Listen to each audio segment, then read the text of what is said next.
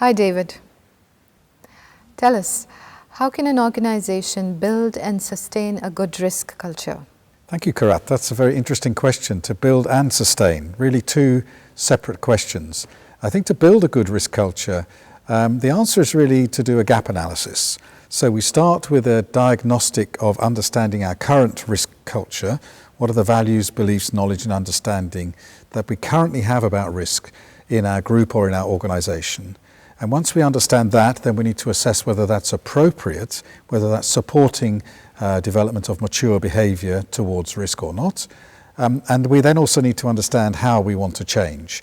So the first thing is to understand where we are and where we want to be, and then to implement a series of measures depending on what the gap happens to be.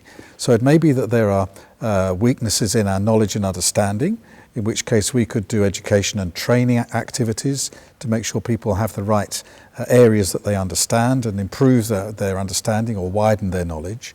If it's a question of the values and beliefs, then that is a little bit more difficult because these things are very deep-seated. And so to modify people's values and beliefs requires something a little more considered, a little more personal. So it's about persuasion, explaining to people why they need to change their values and beliefs about risk.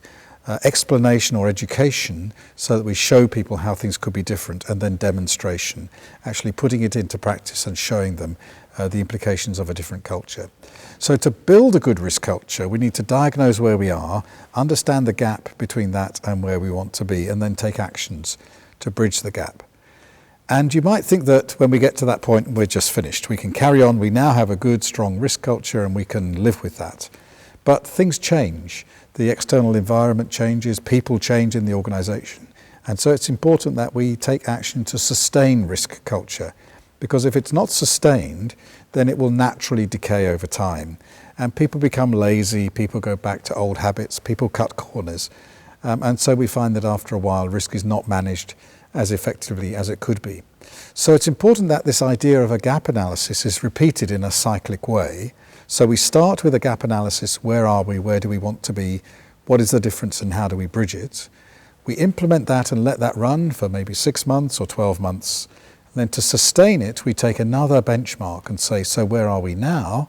Are we still where we want to be? And if not, how do we make a course correction to get ourselves back on track?